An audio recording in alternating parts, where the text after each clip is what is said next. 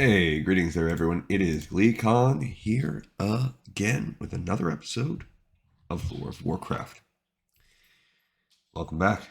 On our last episode, we looked at the World of Warcraft classic playthrough that we've been doing with pretty much our last starting zone we hadn't covered, which was Death Knell, and we made a Forsaken Warlock and kind of ticked on through that.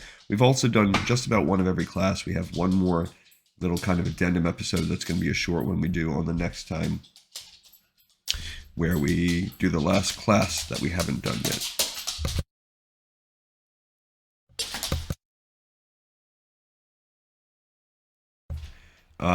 And we've also been doing this Dungeons and Dragons side journey through World of Warcraft Dungeons and Dragons. And this side journey has taken us lately in this book Lands of Mystery through some of the island nations that we know exist, maybe from side comments or quest dialogue from Warcraft 3. But a lot of these things do make their way into the game at some point in the game of World of Warcraft, but this is like the first time we're seeing many of them. So stay a while and listen as we continue that exploration of the South Seas with Plunder Isle. Now, Plunder Isle, I think, is referenced in quests. I don't know if you go there, possibly in BFA.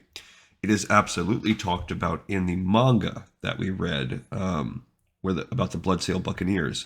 So it's definitely tied to the Bloodsail Buccaneers and as their base.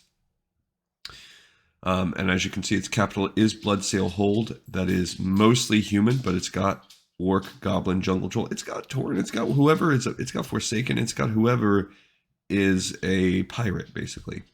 It's a tyranny ruled by Duke Falrevere. Now, I don't know who that is. All right, let's check it out. Oh, in this chapter, there is a Buccaneer class in this book, that we'll explore.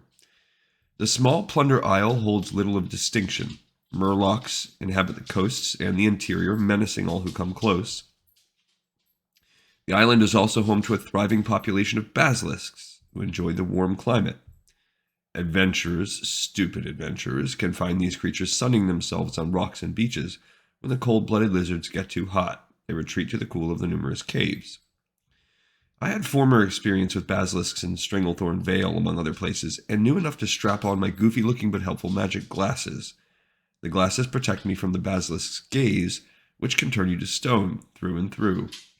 Statues of former adventurers stand in the jungles throughout Plunder Isle, many covered with green creepers and moss. Unfortunately, one night a basilisk snuck into my camp and met the eyes of poor Griffin before I could do anything about it. I slew the basilisk, but Griffin had become a regal-looking griffin statue. Aww. So this must be one of the last places he visits. As handsome as he was, I needed him to get me off the island, so I used a packet of magic dust to restore him. Oh, okay. End of story. That was a fast one. But not until I had fully explored Plunder Isle and was ready to leave. Plunder Isle is also the home base of a pirate group called the Bloodsail Buccaneers. This odious bunch of thieves and murderers maintains a keep on Plunder Isle, and their ships strike out from there. Plunder Isle's other dangers provide a sort of natural protection for the pirates, and they remain safe here to conduct their nefarious schemes. People and culture. The only people here are the Bloodsail Buccaneers.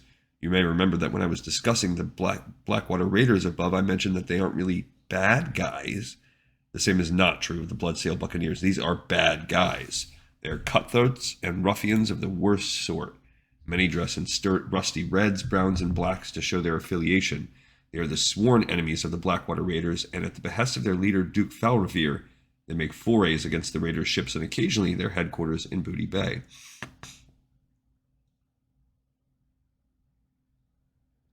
And I wonder which came first, this or that manga we read.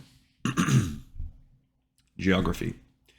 Plunder Isle is a small tropical isle directly east of Kazan and southeast of Zandalar. Its rocky coasts are inhospitable, and it has no natural bays. The place is covered mostly in palm trees, other tropical foliage, and bare rock. A misty rain falls at about 3 o'clock every afternoon. You can set your gnomish timekeeping device to it, but otherwise the climate is warm and sunny. Of the South Seas islands, Plunder Isle is the closest to the mainland, Azeroth in this case. Booty Bay is the closest mainland port to Plunder Isle's northeast. Okay. So this is near Booty Bay. Maybe that's why, because you can actually reach this in-game. Sites and settlements.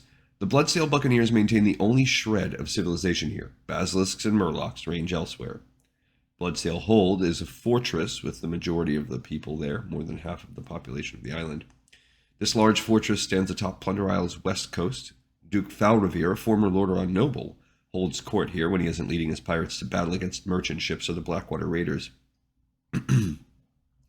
Because murlocs and basilisks inhabit the island's eastern portion, the pirates don't really worry about attack from that direction, but they take suitable precautions against naval attacks from the west. Numerous cannons bristle from Bloodsail Hold, pointing west into the ocean. For more information on the Bloodsail Buccaneers, see Chapter 8, Organizations. Den of the Cold Eye. The Den of the Cold Eye is a series of natural caves on Plunder Isle's northeast side near the shore. Basilisks favor these cool caves. The complex draws its name from the frightening attacks of these creatures. In the Den of the Cold Eye, statues of ill-fated adventurers are particularly prevalent. History. As far as I know, nothing of particular historical significance has happened on Plunder Isle. The murlocs and basilisks have lived here for a long time, and in more recent times, say 5 to 10 years ago, the Bloodsail Buccaneers arrived and set up shop. Adventures. Murlocs, basilisks, and pirates provide ample opportunities for adventurers looking to test their mettle. While the Bloodsail Buccaneers are despicable people, Duke Falrevere always has a use for those willing to thwart his enemies. The Axe in the Stone. Here's our quest. Ogric Wolfclaw, a shaman from Orgrimmar, last saw his sister over a year ago. She was setting out to explore the South Seas. Worried about her fate, Ogric consulted the spirits and divined that she now exists on Plunder Isle, dead but not dead, came the cryptic response. Ogric believes that she has been turned to stone by the basilisks of Plunder Isle. He hires a group of adventurers and entrusts them with a box supposedly full of spirits that will turn flesh back to stone. Open this when you are near her, he says. If the adventurers find her dead or are unable to restore her, they are instead to recover her axe, which is a Wolfclaw family heirloom. Ogric's sister was indeed turned to stone, and her statue now exists in the Den of the Cold Eye. Problems arise when the heroes open the box and the spirits streak through the complex, restoring all those who were once stone. Anarchy reigns as the disparate groups battle for the cave's treasure, fight out old rivalries, and desperately try to avoid being turned to stone again. Complicating matters further, Ogric's sister turns out to be a traitor who was planning on slaying Ogric and taking his valuable shamanistic materials when she returned. Okay, so that's one of the few two-paragraph adventures that we have, and I could see that being fun. I don't know, it would be very hard to like DM that. You'd have to come up with some specific ideas, but it would be fun as like a kind of like podcast Dungeons and Dragons, just a fun talk through.